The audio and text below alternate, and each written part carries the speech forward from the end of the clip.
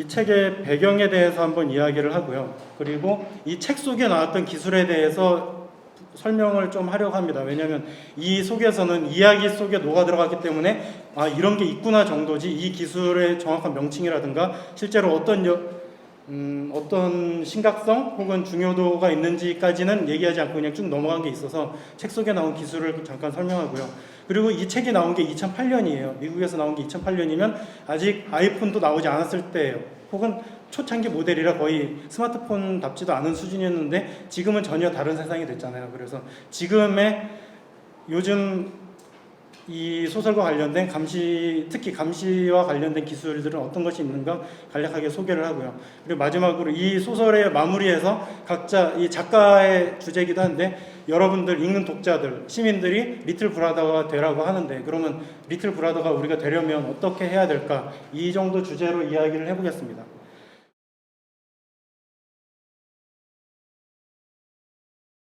지금 보신 거는 와치독스 2라는 게임의 예고편인데요. 저는 뭐 게임을 안 해서 1편도 있고 되게 좋다고는 하는데 관심은 안 갖고 있다가 이번 이 강연 준비하다 보니까 이 예고편을 보니까 공교롭게 겹치는 부분이 많더라고요. 일단 주인공이 해커고 저게 벌어지는 공간이 샌프란시스코예요. 또 젊은 해커들이 뭔가 정부나 그런 기관과 싸우는 게 요즘이면 저렇게 싸우지 않을까 해서 이 소설하고도 맞을 것 같고 특히 이 소설에서 여지를 두고 끝나지만 이 후속편인 홈랜드에서는 아마 좀 더 세게 싸우면 저렇게 되지 않을까. 저기선 총까지 나올 정도지만 뭐 마커스가 총을 들진 않겠지만 그래도 본격적으로 해킹을 하고 뚫고 들어가고 그런 게 이 영상을 보면서 소설을 읽으면서 상상했던 그림들이 좀 구체적으로 되는 것 같아요. 저는 되게 반가워서 한번 소개를 해봤습니다. 그래서 오늘 할 내용인데 첫 번째가 아무래도 이 제목과 관련이 돼 있겠죠.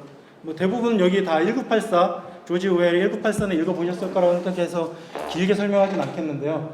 이 소설이 나온 거는 1949년이고 2차 대전과 한국전쟁 사이, 그러니까 아직까지도 뭐 세계가 전체적으로 어떤 구도가 짜여있지 않은 상태였지만 소설 속에서는 미래 1984년에 이렇지 않을까라는 전체주의 사회를 그렸었죠. 그래서 모든 사람들이 다 한 곳만 바라보고 자기 일거수일투족을 감시당하고 그리고 같은 사상을 말하지 않으면 불순분자로 의심돼서 조사받든가 혹은 역사 속에서 그냥 아예 사라질 정도로 그러니까 과거 역사책이 바뀔 정도의 무서운 세상이잖아요. 그래서 저 소설을 누구나 다 책 좀 좋아하고 특히 SF 좋아하는 사람들한테는 거의 고전으로서 성경 수준으로 이렇게 수강받는 책인데 제목부터가 이 리틀 브라더는 저 빅 브라더가 나온 1984를 의식했죠. 많은 것을 차용했고요. 단지 시대만 달라졌을 뿐인데 공교롭게도 하는 모습, 보이는 행태는 똑같죠. 그래서 이 소설을 읽지 않으신 분들이라면 당연히 읽으셔야 되겠지만 이 소설을 읽은 분들은 과연 시대에 따라서 어떻게 변화가 있었는지를 따져보는 재미도 있을 것 같습니다. 그래서 저 중요한 빅 브라더라는 개념은 이후에 꼭 문학이 아니라도 사회 전반에서 아주 중요한 테마가 됐었죠. 모든 것을 내려다보는 눈으로 묘사되면서 예전에는 컴퓨터가 보급되지 않은 시절에도 전화나 우편을 다 들여다볼 정도로 감시를 했었고 요즘에야 뭐 감시는 더 쉽게 됐는데 지금도 저 빅브라더라는 단어가 통용되고 있고 아까 와치독스 예고편에서도 잠깐 전광판 사이에 빅브라더라고 나왔잖아요. 그래서 모든 사람들을 감시하는 무서운 그런 감시 대상, 절대적인 존재를 빅브라더라고 부른다는 거는 다 머릿속에 놓고 계실 거라고 생각합니다. 그래서 제가 이따가도 잠깐 이 영상 하나를 보여드릴 텐데 98년에 나온 저 영화 보셨나요?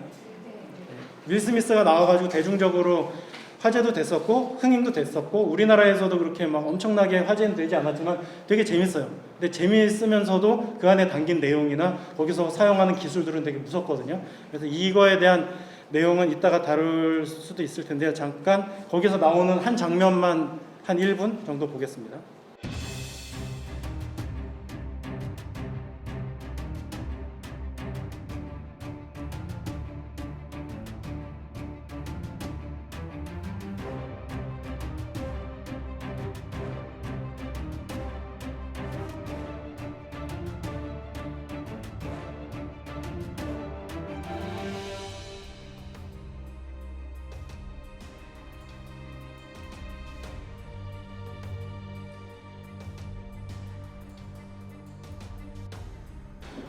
이게 98년 영화거든요.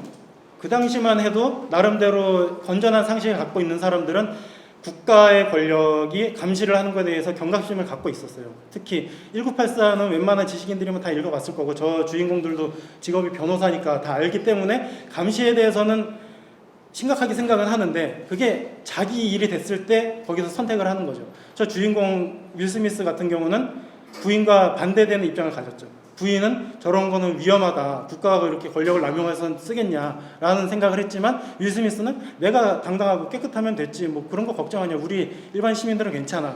라는 생각을 해서 그냥 사회 전반적인 분위기가 잘 묘사되어 있죠. 저 두 사람의 대화 속에서. 근데 저게 보편적으로는 갖고 있던 생각인데 한 사건 때문에 완전히 바뀌었죠. 어떤 사건인지는 다들 아시죠?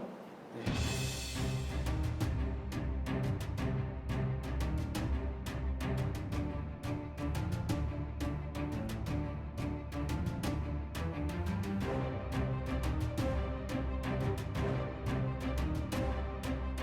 저도 이 영상 보면서 저녁에 TV 틀고 공부하다가 봤는데 말도 안 되는 그림 보였는데 영화가 아니라 실제라고 했고, 그리고 저게 그냥 충돌한 정도가 아니라 건물이 무너져서 미국인들한테는 엄청나는 충격이 가해졌죠. 그런데 저게 소설 속에 이렇게 언급이 됐죠.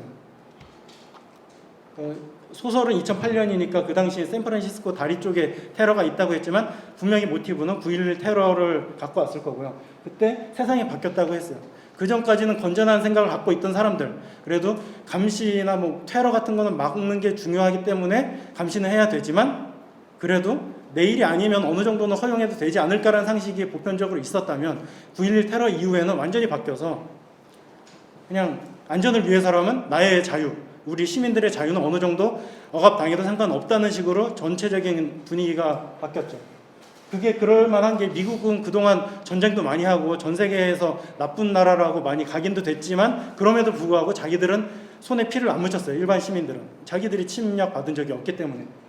그런데 비행기라는 그냥 일상 속에 타고 다니는 교통수단이 무기로 활용됐고 그 비행기를 몰았다고 하는 사람들은 뭐 늘 영화 속에서 테러리스트로 묘사되긴 하지만 유학생이라는 평범한 신분이었는데 그 사람들이 테러를 해?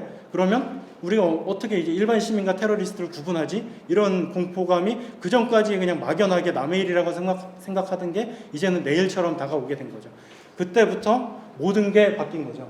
그래서 사회 안전을 위해선 너의 모든 자유는 억압될 수 있고 그런 건 잠시 보류해도 상관없다. 그리고 그걸 위한 기구들, 예전에 뭐 FBI, CIA 이런 거에 많이 언급은 됐지만 영화 속 아니면은 볼 수 없었다면은 이제는 그게 모든 활동의 중심이 될 정도로 강해졌고요. 그리고 애국자법이란 게 나왔고요. 우리나라에서도 유사한 테러 방지법, 사이버 테러 방지법이 올해 초에 논란이 됐었죠. 이것이 하나하나 설명을 간략하게 해보겠습니다. 저게 뭐 영화 같은 데서 많이 나왔던 정보 기구들인데 저거는 아주 극히를 보고 수십 개가 있는데 그 중에 저 빨간색으로 친 게 FBI, CIA 그리고 아래쪽에 NSA가 있는데 FBI는 그냥 수사국이니까 경찰하고 다를 게 없는데 CIA는 아직도 많이 언급되죠. 중앙정보 수사하는 곳이고 아래쪽에 NSA는 정보 수집만 하는데 냉전 시대부터 감청하고 도청하는 게 일이었던 곳인데 저 정도는 영화 속에서 많이 알고 있었고 아 저쪽은 무서운 곳이구나 라고 사람들이 알고는 있었어요. 근데 9.11 테러 이후에 국토안보부라는 게 나왔죠. 드라마 미드 같은 거나 영화 요즘에 보시면은 예전에는 신분증 내면서 뭐 FBI, CIA 했다면 요즘에는 홈랜드 시큐리티라는 단어로 말을 해요. 그게 바로 이 부서인데요. 저런 FBI나 CIA 같은 경우는 국방부를 빼고는 인원이 가장 많은 수사기관인데도 몇만 명 단위예요. 그런데 여기는 모든 게 통합되고 유사 기능을 하는 부서들을 통합하다 보니까 직원이 20만 명이 넘어요. 그러면 우리나라 중소도시 한 곳의 인구가 되고요. 예산 규모가 600조 원이래요. 2009년이니까 지금은 더 크겠죠. 우리나라 예산이 한 해 예산 얼마인지 아세요? 375조예요. 그러면 한 나라를 운영하는 예산 이상을 정보 수사하는데 쓰고 있는 거죠. 그 정도로 막강한 권력을 갖게 된 게 바로 9.11 테러 때문인 거죠. 그 전까지는 그냥 각자 역할에서 자기 일만 했다면 이제는 그런 모든 조직들이 합쳐서 테러를 막겠다는 이제 주장을 하면서 활동을 하고 있죠. 실제로 어떤지는 뭐 모르겠고 부작용도 많이 드러나긴 했고요. 그래서 이것들을 알아야 소설 이해가 쉬운 게 소설 속에서 영장 같은 거 제시하고 마커스가 잡혀갔나요? 아니죠. 그냥 현행범도 아닌데 현장에 있었다는 미명하에 잡혀갔죠. 그때 잡아간 것들이 다 저 홈랜드 시큐리티 국토안보부 소속 직원들이었거든요. 그래서 이거를 어느 정도 이해하고 계셔야 소설 이해가 쉬울 것 같고요. 그러면 거기에 직접적으로 나오진 않았지만 감시를 하는 기술들, 제도에 대해서 잠깐 설명을 해보겠습니다. 9.11 이전에도 감시는 했어요. CIA나 NSA가 전 세계 대상으로 조사는 했지만 그냥 좀 중요하다 싶은 곳들만 조사를 했었죠. 그래서 에셜론이란 거는 미국이나 영국을 비롯한 5개 국가가 전 세계 통신망을 감시하는 시스템이었고요. 그래서 뭐 우리나라 영화 아저씨 보셨나요? 아저씨에서 누구죠? 원빈의 뒷조사를 하고 싶은데 아무것도 안 뜨니까 어떻게 하죠? 그 경찰들이 미국 대통령을 죽이겠다고 메일을 보내니까 미국에서 한국 경찰에 협조 요청이 온 거죠. 저 사람을 털어줘라. 신상이 어떤지 밝혀줘라. 그거는 대통령, 암살 이런 게 나오면 자동으로 경계를 하고 조사에 들어간다는 소리거든요. 근데 그거는 메일이지만 그 이전에 전화 통화부터 감시가 되고 있었어요. 알려지진 않았고 혹은 그냥 대충 알고는 있었지만 그게 내일이겠어 라고 했다면 프리즘의 경우는 2007년부터 됐는데 그거는 진짜 실시간으로 반응하는 거예요.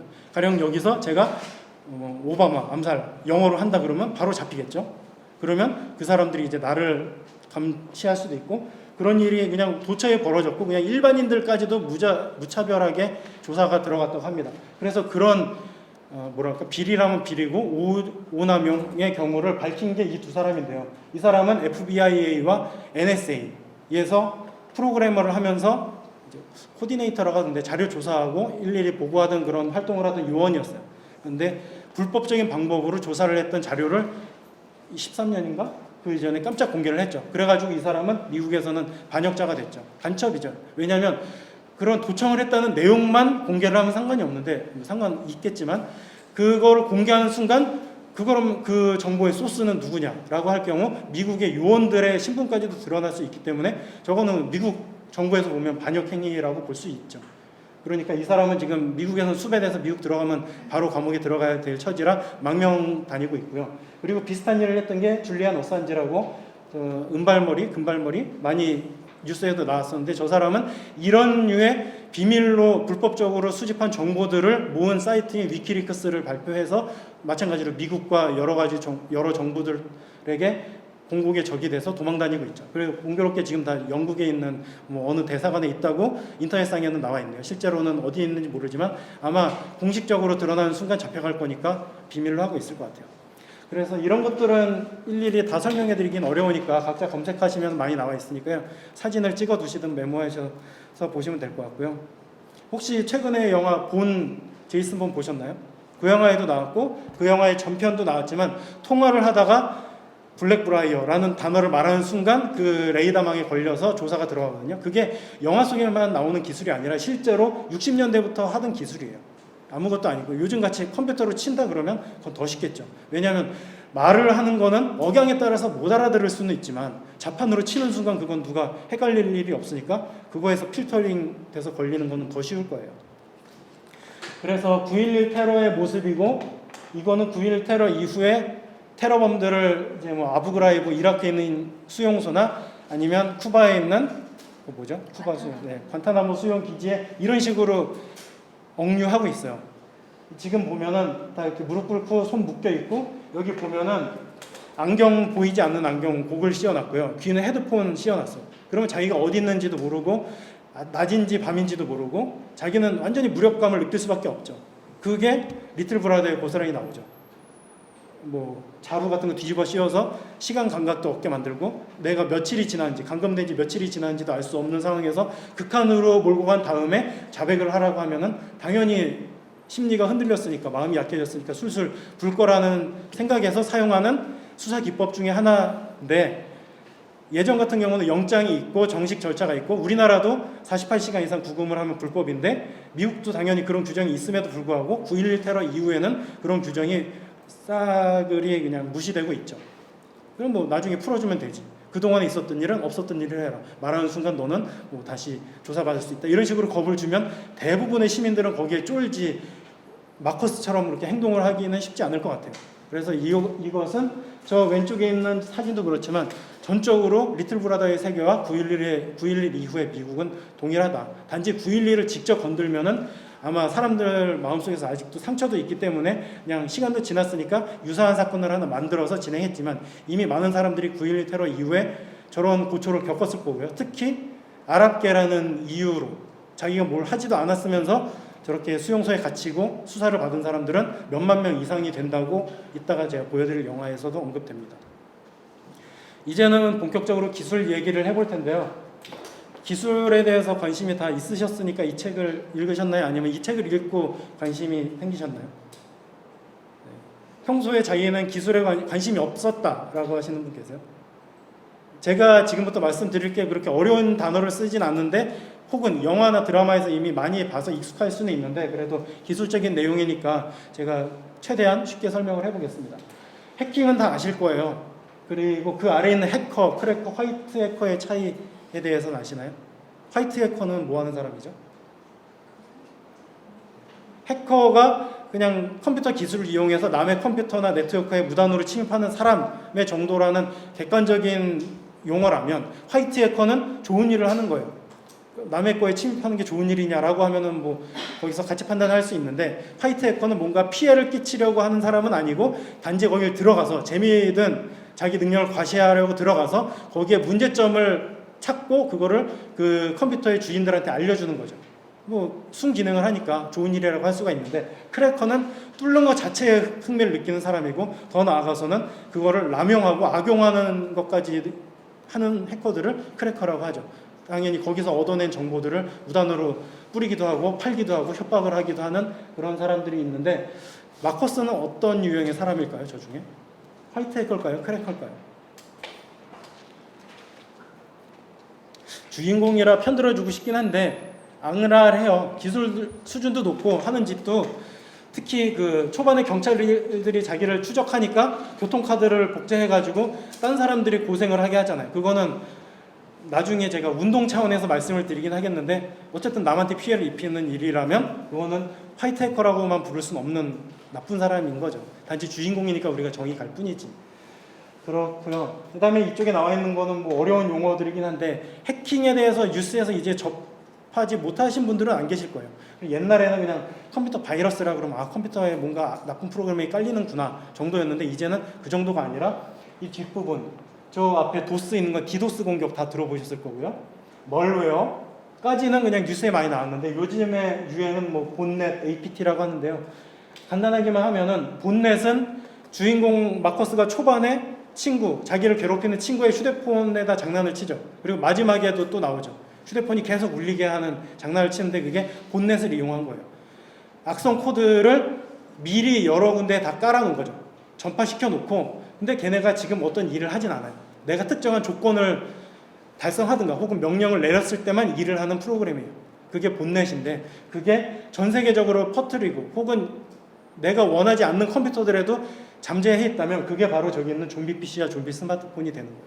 자기는 의도가 없었는데 남을 의도하지 않게 공격을 하게 되는 대상이 된 거라 영혼이 없다는 의미에서 좀비 PC인데 그게 바로 저 본넷이 핵심 기술이고요. 그거에서 좀 더 나간 게 APT라고 그래서 뭐 지속형 지능 공격인데 예전 같은 경우는 내가 저 사람 컴퓨터를 망가뜨리고 싶고 침입하고 싶으면 거기로 직접 갔어요. 근데 이제는 그러지 않고 장기간으로 기다리면서 공격을 해요. 가령 여러분들 휴대폰에 침입하고 싶으면 제일 쉬운 방법은 여러분들의 휴대폰에 일일이 접속하는 거죠.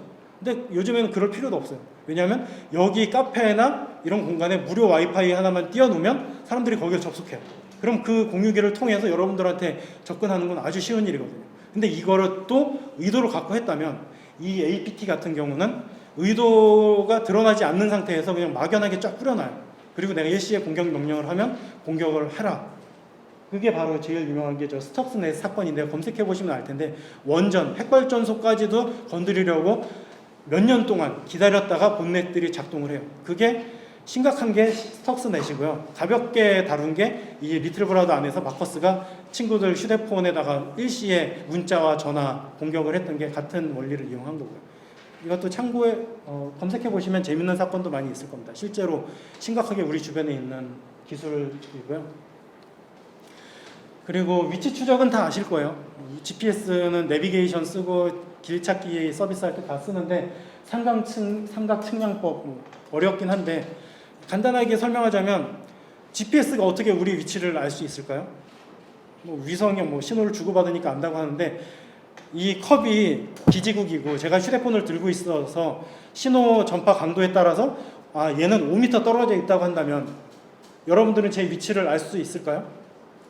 어려워요. 왜냐하면 이 기지국을 주변으로 5m는 다양하죠. 이 원 반경 어디든 5m가 될 수 있어요. 기지국 한 개만 가지고는 이 범위에 있다는 것만 알지 정확한 위치를 몰라요. 그러면 두 개가 된다. 그러면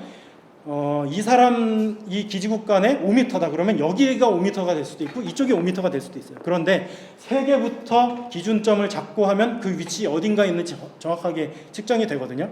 그런 원리를 이용한 게 GPS인데 지금 전 세계적으로 위성이 수백 수천 개 깔려 있을 텐데 그 중에 이론적으로는 4개만 있어도 전 세계의 내 위치가 나와요.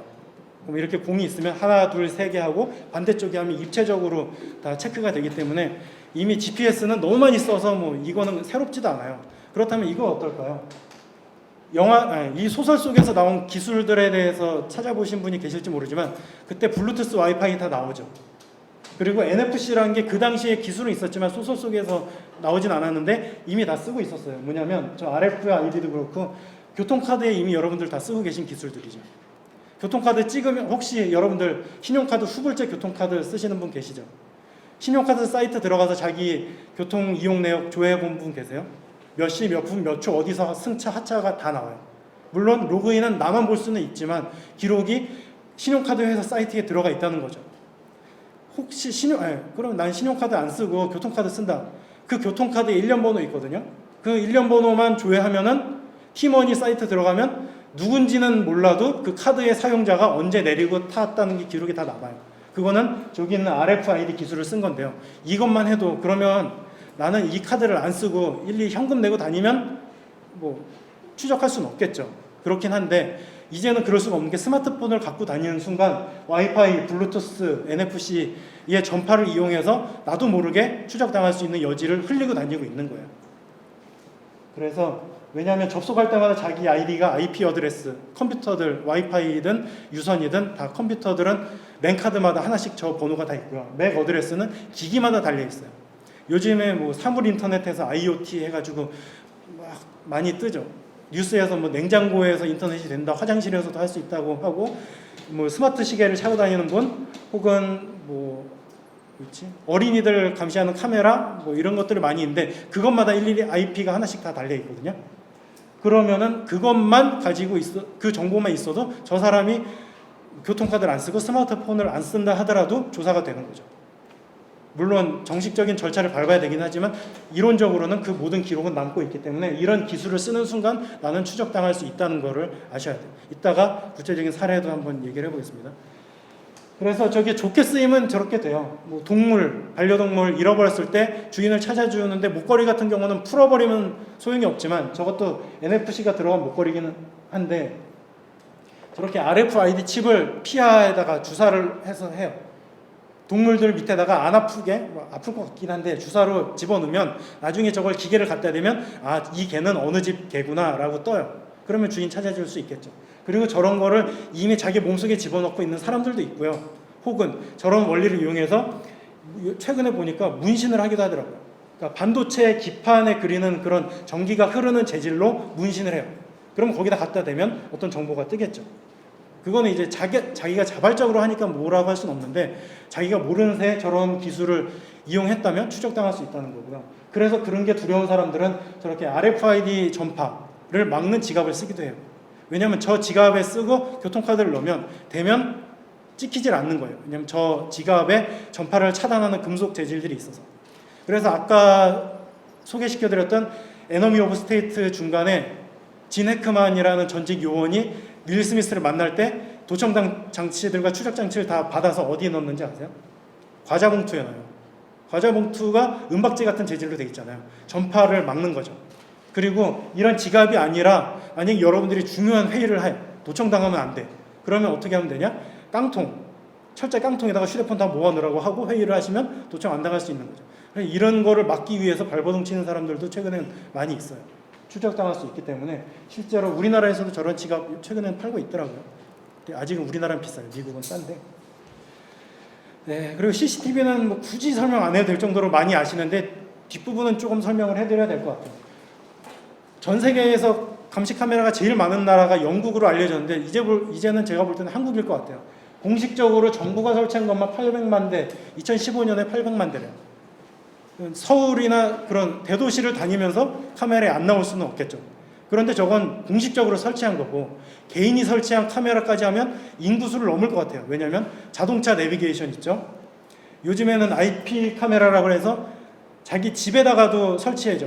반려동물 구경하려고 설치하기도 하고 자기 자녀 보려고 설치하기도 하고 또 교통수단 말고도 뭐에 있지? 아무튼 많이 있죠. 그러다 보니까 몇 천만 대는 그냥 기본으로 넘을 것 같아요.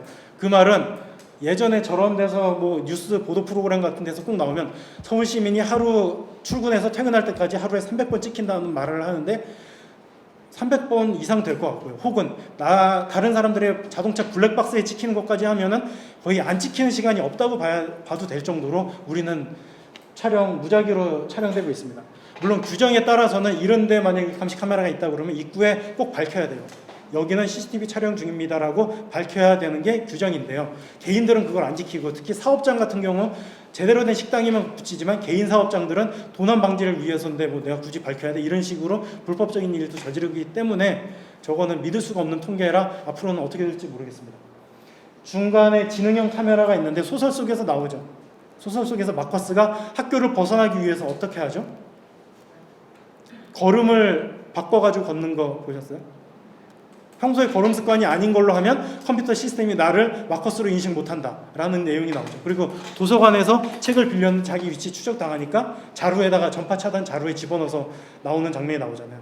그 정도로 추적을 할 수가 있어요. 그래서 요즘 CCTV는 사람 얼굴 있으면 바로 실시간으로 분석해서 저게 누구다, 저 사람은 어떤 배경을 갖고 있다는 게 데이터베이스 검색하고 연동이 돼 있고요. 또 하나는 동작도 인식을 해요. 저 사람이 걸어 다니는데 저 걸음거리가 저거는 특이한데? 그러면 그때부터 추적을 해요. 그래서 지금 여기는 예제인데 저렇게 넘어져 있으면 그 사람 쪽으로 시선이 가요. 컴퓨터가 그쪽부터 추적을 해요. 혹은 몇 개 지점에다가 포커스를 맞춰요. 가령 쓰레기통에서 이상한 움직임을 하는 사람들은 열심히 찍어라.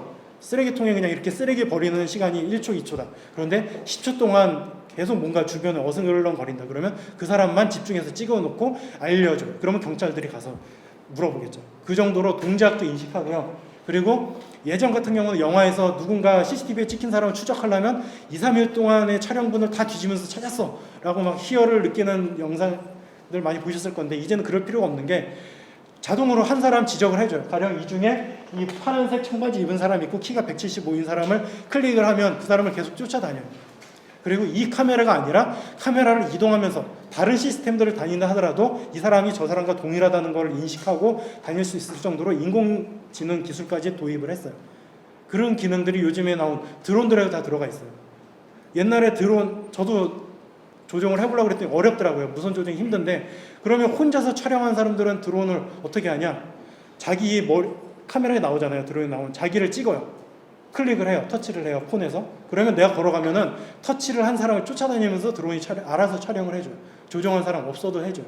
그 정도 기술이 보편화됐으니까 저런 감시 시스템에서 얼마나 철저하게 도입되고 있겠어요. 그리고 뭐 IP 카메라는 많이 보급돼 있고요. 도청 장치는 뭐 옛날에 냉전 시대부터 했던 거라 굳이 설명할 필요는 없는데 아래쪽으로만 설명해 볼게요. 팩기 감청이라고 들어보셨어요? 보통 우리가 전화 통화를 중간에 가로채서 듣는다. 저도 할 수 있어요. 왜냐하면 그거는 전선만 따가지고 연장하고 전화기 연결하면 저 사람이 말하는 게 그대로 들리거든요. 휴대폰은 요즘에 암호화 기술이 적용돼서 힘들다고 하지만 아날로그 전화들은 되게 쉬워요. 그런데 그거는 내 말이니까 누군가 알아듣기 쉬운데 컴퓨터, 휴대폰이 오가는 거는 목소리가 아니라 데이터 방식으로 이동이 돼요. 그거는 중간에서 낚아챈다 하더라도 내가 읽을 수 있는 형식이 아니에요. 암호화되어 있기 때문에. 그렇기 때문에 도청을 하는 사람들은 어떻게 하냐? 통째로 가져오는 거예요. 강물이 있으면 강물에서 누가 위에서 계곡에서 쉬를 했어. 그러면 그 물 중간에서 뜨면은 그 사람의 소변 성분이 들어가 있으면 그 사람이 평소에 뭐 먹고 살고 건강이 어떤지 알 수 있겠죠. 그런 개념이라고 생각하시면 돼요. 인터넷상에서 패킷 감청을 하면 이 사람이 주고받는 인터넷을 통해서 이용했던 모든 정보가 그냥 나한테 통째로 들어와요. 그러면 굳이 저 사람 컴퓨터를 들어보지 않더라도, 혹은 카메라로 뒤에서 몰래 찍지 않더라도 내 컴퓨터에 똑같이 뜨니까 굳이 일일이 복잡하게 감청할 필요가 없게 된 거죠. 이젠 더 쉬워졌어요. 물론 이것도 암호화 기술을 쓰면은 힘들긴 하지만 기술적으로 해독이 불가능한 건 아니에요. 그래서 요즘에는 재작년에 텔레그램 망명이라는 게 있을 때 패킷 감청이 화제가 됐었는데, 요즘에는 패킷 감청을 한다는 건 영장만 내면 그 사람의 컴퓨터를 그대로 들여다볼 수 있다는 소리다 라고 알아두시면 되고요. 그래서 소설 속에서도 마커스가 뭐 하는지 이메일 같은 거 다 뒤져보잖아요. 옛날에는 그냥 계정을 아이디 비번 쳐가지고 들어갔다면 이젠 그럴 필요가 없어요. 영장만 발급받으면 그냥 그 사람의 인터넷을 통신사한테 저 사람 인터넷 하는 내용을 나한테 넘겨줘 라고 그러면 통째로 받아 쓰는 거예요. 그러면 굳이 그 사람 컴퓨터를 뒤질 필요가 없게 되는 거죠. 그래서 모든 정보가 다 들어간다 생각하시면 되고요. 그래서 왼쪽이 내가 친 메일 내용이다 그러면 암호화 기술을 적용한다면 오른쪽처럼 사람이 알아볼 수 없는 형태로 바뀌어요. 그런데 저것도 반대로 암호 키를 갖고 있으면 해독을 할 수가 있는 건데, 영화 중간에서 그 엑스넷에서 활동한 사람들을 만나가지고 1대1로 키 전달하는 내용 다 기억하시죠? 그게 저런 암호화, 서로 약속된 암호 코드를, 기준을 교환하는 거라고 생각하시면 돼요. 이것도 이따가 잠깐 다시 설명해 드리겠습니다. 그리고 이거는 중요하진 않지만, 마커스가 학교 컴퓨터로 뭔가 딴 거를 하고 싶은데 원래는 할 수 없다고 말을 하죠. 근데 마커스는 해킹을 해서 자기가 원하는 데 사이트 들어가서 공부 시간에 딴짓을 할 수 있게 됐는데, 그거는 아주 보편적으로 보급된 기술이죠. 특히 요즘엔 더 무서운 게 스마트폰에서 자녀를 위한다는 명목으로 자녀 스마트 보안관 앱이란 걸 깔 수가 있어요. 그러면 그 자녀가 어느 사이트에 들어가는지, 어느 사이트나 어느 앱을 얼마 동안 이용했는지 시간이 뜨고요. 저건 내가 볼 때는 애들이 보면 안 되는 사이트 같아. 그러면 차단을 해서 막을 수도 있어요. 인권 침해 소지가 다분하지만 우리나라에서는 자녀를 위한다는 명목으로 한창 보급이 되고 있고, 메이저 통신사에서 무료로 풀기도 해요. 지금은 저 스마트 보안관 앱은 차단됐지만 딴 것들은 나와 있어요. 그래서 자녀를 감시하고 싶으신 분들은 깔면 되지만, 요즘에 네이버 지식인만 검색해 보세요. 그러면 스마트 보안관 어떻게 차단할 수 있나요? 이미 정보들을 교류해서 의미 없다는 거는 아셔야 돼요. 뛰는 놈 위에 나은 놈이 있습니다.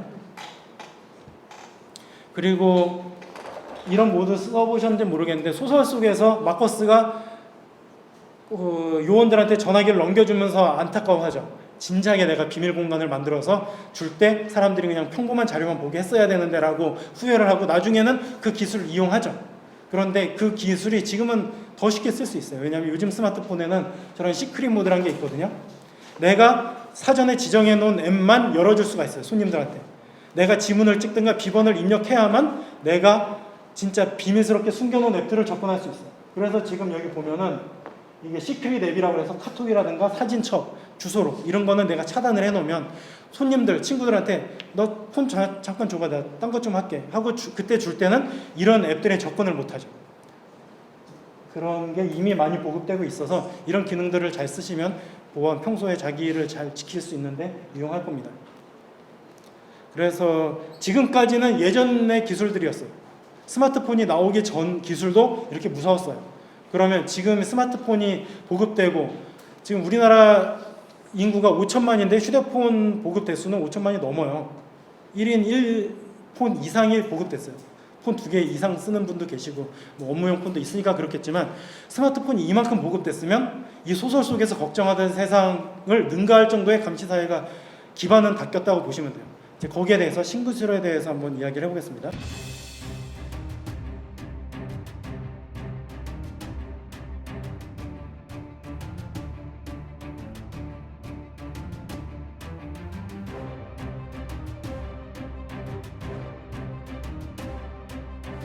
지금 다 보셨는데, 여기서 혹시 페이스북 안 쓰시는 분?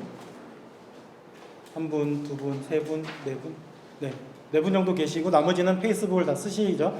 열심히 올리지 않더라도 계정은 다 있으실 것 같고, 그리고 여기서 안드로이드 폰 쓰시는 분들은 다 지메일 계정 갖고 계실 거예요, 기본으로. 그런데 그것들을 가입할 때 보는 약관이 얼마나 무서운지에 대한 영화고 제 다큐멘터리인데요. 나중에 찾아보시면 되겠지만 위 약관에 동의합니다라는 다큐멘터리에서 90분 내내 저런 거에 대해서 떠들어요.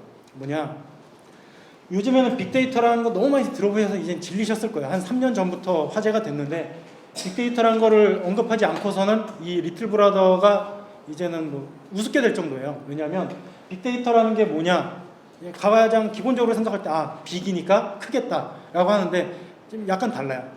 왜냐하면 빅데이터의 빅은 크다는 의미도 있지만 아무렇게나 생기는 데이터라고 생각하시면 돼요. 목적 없이. 가령 제가 오늘 일기를 써요. 다이어리를 적어요. 오늘 여기서 뭐 1시부터 강연, 3시부터 누구랑 밥 약속, 저녁 때 무슨 버스를 탔다. 이렇게 적으면 그거는 가치가 있는 데이터예요. 정보고 데이터가 되는데, 그게 아니라 빅데이터는 제가 걸어가는 걸음 속도, 신는 신발, 시계를 몇 번 봤는지, 휴대폰을 몇 번 켰다 껐는지 같이 아무 의미도 없을 것 같은 그런 정보조차 모으는 게 빅데이터예요. 그게 모였을 때 어떤 일들이 일어나냐, 저 데이터 마이닝이라는 게 빅데이터에서 중요한 개념인데, 아무 의미가 없어 보이는 데이터들에서 패턴과 반복적인 규칙을 찾아서 가치가 있는 가치가 있는 정보로 가공을 해주는 게 저 데이터 마이닝이라는 작업이에요.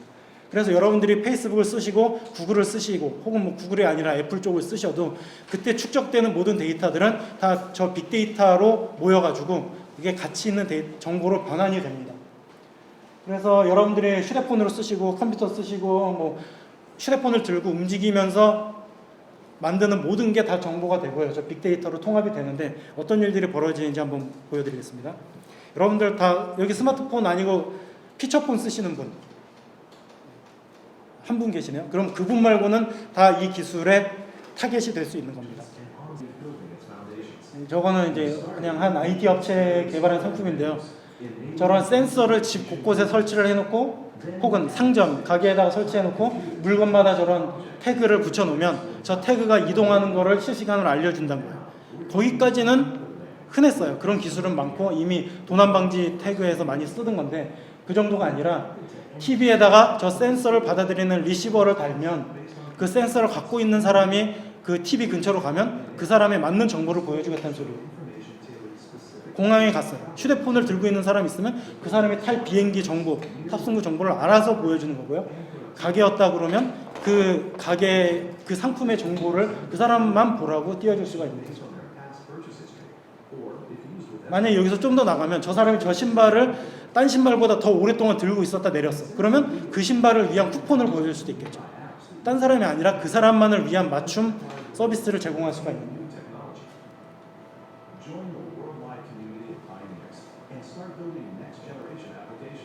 당연히 이렇게 동선 같은 거 기록하는 거는 뭐 쉬울 거고요.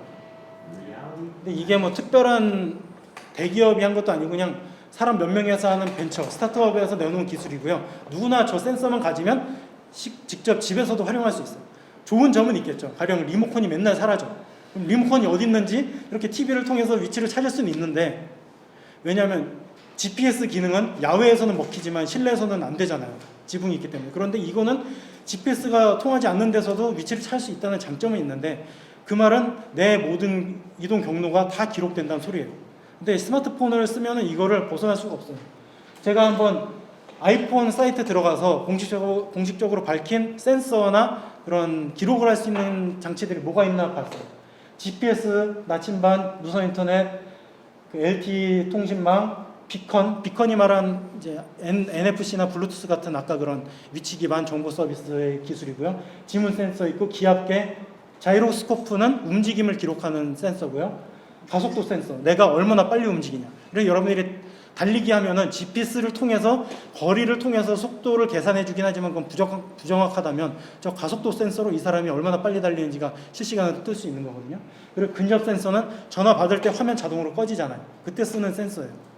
그리고 조도 센서는 화면을 자동으로 어두워지고 밝아지는 게 그 조도 센서를 이용한 거고, 당연히 카메라나 마이크 있을 거고. 이게 지금 13개예요. 13개의 장치가 내가 스마트폰을 쓰는 순간 모든 정보를 기록하고 있다는 거예요. 그 말은 저 정보만 갖고 있으면 나의 대부분의 스마트폰을 갖고 하는 생활은 누구든지 다 감시할 수 있다는 소리예요. 게다가 이젠 산불 인터넷 세상이에요. 스마트폰 안 쓰면 돼. 잠깐 뭐 일주일 동안에 하루는 안 쓰고 휴가 가겠어. 근데 그곳에서 내가 다른 장비를 가져갈 수도 있잖아요. 가령 이런 스마트워치 들고 가면 얘도 일일이 모든 동작을 다 기록하고 있고요. 그거 말고도 컴퓨터들 안에도 요즘에는 센서가 많이 들어가 있기 때문에 거의 이런 기록에서 피할 수가 없어요. 그래서 또 아까 페이스북 제가 여쭤봤는데 페이스북에서 초반에 이 기술을 발표했다가 욕을 무지하게 먹었어요. 뭐냐면 여러분들이 스마트폰을 쓸 때 페이북을 쓰는 동안 들리는 음악을 자동으로 얘가 인식을 하겠대요. 왜 그러냐? 뭐 감시하고 싶어서가 아니라 보통 우리가 카페에서 음악 듣고 있어. 그러면 저 음악 무슨 음악이지? 궁금할 때 있잖아요. 그때 쓰는 앱들 있으시죠? 다음에는 네이버 같은 포털사에서 제공하고 저는 외국 음악 때문에 샤잠이라는 앱을 쓰는데 그것만 앱 실행시키고 음악한테 이렇게 마이크 스피커에 갖다 대면 누가 부른 무슨 노래입니다가 뜨고 유튜브 링크까지 알려줘 되게 편한 앱이 있는데 그것처럼 페이스북에서 페이스북 앱을 쓰는 동안 우리가 나 이 음악 들으니까 되게 좋아 공유를 많이 하는 걸 알고 페이스북에서 음악을 자동으로 늘 인식하고 있는 거죠. 혹은 TV 방송 인식하고 있어요. TV 뭐 무한도전을 보고 있는데 무한도전 소리를 인식해서 아 이건 무한도전이다. 그러면 페북에서 알려주는 거죠. 당신이 지금 보고 있는 게 무한도전입니까? 그러면 내가 몇 글자를 덜 쳐도 되잖아요. 자동으로 인식했으니까. 의도는 그런데 기분 나쁘죠. 왜냐하면 내가 시키지도 않았는데 내가 폰 들고 있는 동안의 소리를 얘가 다 입력하겠다는 소리네. 근데 이건 페이스북이 아니라 삼성에서도 도입했었어요. 왜냐하면 여러분들 스마트폰 시리나 구글 보이스 뭐 지보이스, S보이스랑 대화하세요? 충전 중에는 그냥 부르기만 해도 얘가 말을 알아듣잖아요. 그 소리는 얘가 평소에 내 모든 소리를 다 듣고 있다는 소리예요. 삼성도 자기네 스마트 TV에서 그 기능을 활성화시켰었어요. 그런데 사람들이 발끈했죠. 왜냐하면 텔레비전 주제에 거실이라고 한다면 그 가정에서 가장 민감한 얘기들이 오갈 수 있는데 그 소리를 평소에 다 듣고 있겠다는 소리예요. 물론 의도는 좋겠죠. TV 켜있을 때 야 11번 틀어줘 하면 알아서 틀어줘. 그런데 그 소리를 듣기 위해선 늘 마이크를 켜고 얘가 모든 소리를 듣고 있겠다는 소리잖아요. 그거는 반대로 말하면 누군가 감시를 하고 싶으면 그 데이터만 접근할 수 있으면 이 사람들이 평소에 무슨 얘기를 하는지 다 알아듣는다는 소리죠. 이게 엄청난 무섭게 볼 수 있는데 이미 여러분들이 쓰고 있는 앱, 서비스, 기계들에 다 들어가 있는 기본 내장되어 있는 기능들이에요. 물론 지금은 비활성화되어 있을 수 있지만 여러분들이 약관을 꼼꼼히 안 읽어보신다면 어느 순간 그게 활성화되어 있을 수도 있어요. 그리고 IT 관련 잡지 그런 사이트에 들어가서 굳이 찾아보지 않으시면 언론에서는 얘기하지 않을 수도 있어요. 왜냐하면 여기 맨 아래 나와 있는 저 비식별화 때문에 그래요. 이번 정부 들어서 비식별화에 대한 논의가 많이 있고 특히 그게 시발점이 빅데이터 활성화를 하겠다고 정부에서 선언을 했어요. 빅데이터 보니까 미래의 쌀, 우리 정부나 산업이 먹고 살 수 있는 미래의 엄청난 산업인 것 같아. 그런데 발목을 잡고 있던 게 있었어요. 뭐냐면 빅데이터를 수집하려면 이 사람들한테 수집 사용 동의를 얻어야 되는데 지금까지는 개인정보보호법 때문에 사용이 쉽지 않았어요. 아주 제한된 정보만 했던 거 혹은 일일이 동의 약관의 체크를 받아야만 했어요. 그런데 이제는 그걸 풀어주겠다는 소리예요. 비식별화라는 소리는 그 데이터의 주인이 누군지 몰라보게 한 채로 처리한 채로 주겠다는 소리예요. 말은 좋아요. 왜냐하면 제가 이 스마트폰을 쓰고 오늘 집에서부터 여기까지 오는 동안 여러 가지 했겠죠. 몇 번 버스를 타고 내렸고 몇 시 몇 분에 내렸고 무슨 저기 앞에 가게 앞에서 몇 초 머물렀고 이런 기록이 남는데 그 정보를 갖다 써. 그런데 이름은 제 이름 주일이란 걸 밝히지 않고 업체에 넘기겠대요. 좋아요. 그런데 이 데이터가 하나뿐이라면은 그 데이터의 생산자가 나란 걸 모르겠지만 반복적으로 누적돼요. 제가 뭐 매일 무슨 역에서부터 무슨 역까지 내리는 거를 주 5일 동안 했어. 그러면 그런 걸 반복해서 한 사람의 확률은 줄어들 거고 또 그 사람이 어느 마트에 계속 갔어. 그러면 그게 겹쳐지는 교집합은 더 적을 거고 이런 식으로 하나하나 방해되는 요소들을 제거하다 보면 그 사람 이름이 적혀있지 않은 데이터들이라 하더라도 저 사람은 누구겠네라는 게 찾기가 쉬워지죠. 그런데 정부에서는 단지 산업적인 측면에서 이거를 막 누구나 쓸 수 있게 한다는 명목하에 비식별화를 이제 허용하겠다고 입법을 추진하고 있어요. 좋게 보면은 이걸 하면은 앞으로 세분화해서 서비스를 제공할 수 있거든요. 대한민국에 휴대폰 든 사람들은 이런 생활 습관이 있구나. 그러면 이 사람들에 맞춤 정책을 할 때도 좋고 상품 개발할 때도 좋아. 이거는 좋은 의미인데 안 좋게 보면 이 모든 데이터를 만든 사람들의 모든 일상이 감시될 수 있고 그 사람의 자기도 모르는 행동들이 드러날 수가 있다는 거예요.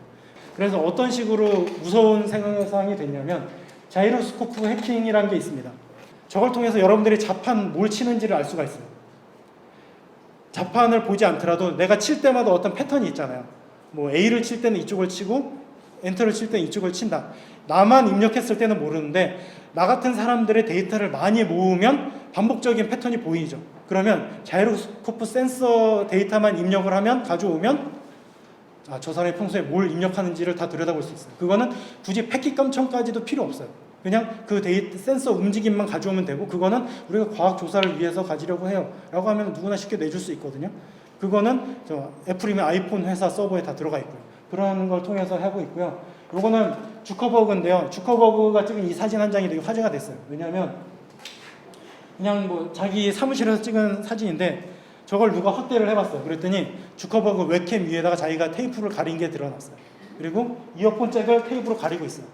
왜냐하면 자기가 IT 회사에 수장될 정도로 기술을 잘 알고 있지만 자기도 모르는 사이에 해킹의 피해자가 될 수 있다는 걸 알고 웹캠을 테이프로 막고 있거든요. 지금 제가 발표하고 있는 제 컴퓨터인데요. 저기 저도 스티커로 붙여놨어요. 제가 뭐 걸리는 일도 없는데 저도 모르는 사이에 뚫릴 수 있거든요. 그래서 요즘에는 많은 사람들이 이렇게 카메라를 가리고 써요. 당연히 스마트폰 카메라도 해킹당할 수 있는 거죠. 그래서 여러분들이 그럼 리틀 브라더가 되려면 어떻게 하냐? 두 가지가 있을 것 같아요. 하나는 내 개인의 보안 의식을 높여야 될 거예요. 그러니까 나 대단한 사람도 아니고 내가 깨끗하게 살면 됐지라는 식으로 내 보안 의식을 그냥 형편없이 하고 살면은 언젠가 나도 피해자가 될 수 있고, 리틀 브라더 혹은 에너비 오브 스테이트나 많은 영화 속 주인공처럼 무고하지만 희생자가 될 수 있고요. 그래서 이거는 평소에 이거는 옛날 건데 보안이 철저한 메신저 아닌 메신저 있는데, 요즘에 뭐 카톡도 좀 좋아졌다고 하고 비밀 채팅에서는 안전하다고 하는데 저런 거를 늘 의식하고 그런 앱을 이용하시는 게 안전할 거고요. 근데 이거보다 더 중요한 거는 자기가 평소에 이 소설에서 말하는 것처럼 리틀 브라더라는 의미는 빅 브라더에 대응한다는 소리죠. 감시사회를 거부하겠다 혹은 감시사회로 변하는 걸 내가 격렬히 저항하면서 너희들을 지켜보겠다라는 의미를 활동을 하시려면 저런 것들에 대해서 늘 관심을 갖고 계셔야 되고요. 저 중에 노이즈라는 게 뭔지 설명을 해드려야 될 것 같은데, 노이즈는 불필요한 정보를 의미하거든요. 여기서 리틀 브라더에서 마커스가 자기 교통카드에 대한 추적 시스템을 방해하기 위해서 그 정보 가치가 없게 만들어버렸죠. 사람들의 데이터가 모아봤자 어떤 패턴을 분석할 수 없게 만들었어요. 그게 노이즈 발생이거든요. 테드 사이트에 가면은 그걸 재밌게 하신 분이 계세요. 공항에서 입국을 했는데 검문을 당했어요. 나는 아무 잘못도 없는데 그냥 막 수사관들이 몇 시간 동안 날 가두더니 막 물어봐. 그게 기분 나빠가지고 이 사람이 대놓고 장난을 쳤어요. 뭐냐면 좋다, 그럼 내가 한번 너희들 엿먹어 볼게 하고 자기가 먹는 하루 세끼 사진을 다 찍고 어디 가는지 일일이 다 기록을 해요. 그걸 매일 블로그에 올려가지고 그 자기를 조사했던 수사관한테 매일 메일로 쏴줘요. 나 이런 거 하고 삽니다. 나 누구 만났고요, 나 무슨 일 했고요, 뭐 먹었어요. 이런 정보가 많이 쌓이면 쌓일수록 저 사람의 수사는 방해를 받겠죠. 근데 이거는 좀 옛날 얘기고, 왜냐하면 이제는 컴퓨터가 하기 때문에 그런 물리적인 시간 공간 제약이 없어져서 뭐 저런 노이즈가 의미가 있진 않은데 방해를 하는 것도 한 가지 저항 방법일 수가 있다는 거죠. 그래서 뭐 자기만의 방법을 찾으시면 저항하시면 될 것 같은데, 가장 중요한 거는 왜 이게 무서운가, 감시사회가 오면 왜 안 되는가에 대한 철학적인 고민을 하셔야 될 것 같은데요. 뭐 간단하게 미국 건국 아버지라고 하고 피레침을 발견했던 아저씨가 이런 말을 했었대요. 안전을 위해서 자유를 포기하는 순간 둘 다 가질 가치가 없어진다. 그러니까 한쪽을 포기한다는 말을 하는 것 자체가 위험하다는 거죠. 물론 반대쪽에서는 반대로 말할 수도 있을 거예요. 안전을 포기한 자유는 의미 없다. 이렇게 뭐 반론을 펼칠 수 있지만 좋은 말 같고요. 저것들 잊지 않으시면은 될 것 같은데, 이거 자료 조사하면서 혹은 평소에 이거랑 관련이 있을 것 같은 내용들을 찾아봤으니까요. 이것들을 보시면 아마 오늘 언급했던 내용들이 적용된 영화를 좀 더 현실적으로 보실 수 있을 것 같고요. 그리고 특히 추천하는 거는 유튜브 제 영상 말고 그 위에 있는 테드.com 가시면 테드에서 감시라는 의미의 서베일런스만 검색하시면 이미 10년 전부터 사람들이 강연했던 영상들이 올라와 있는데, 좋은 거는 거기에 대부분의 영상들이 한글 자막을 지원해요. 그래서 한글 자막 띄워서 보시면 저 같은 이런 잘 모르는 사람이 아니라 유명한 대가들, IT 전문가들이 강연한 더 전문적이고 더 실제 사례인데 15분, 20분 이내에 좋은 영상들이 많으니까 이걸 찾아보시면 되고, 그러면 더 많은 얘기는 이따가 다른 패널들 혹은 질문 시간에 받기로 하고요. 오늘 제 강연은 여기까지 하겠습니다. 고맙습니다.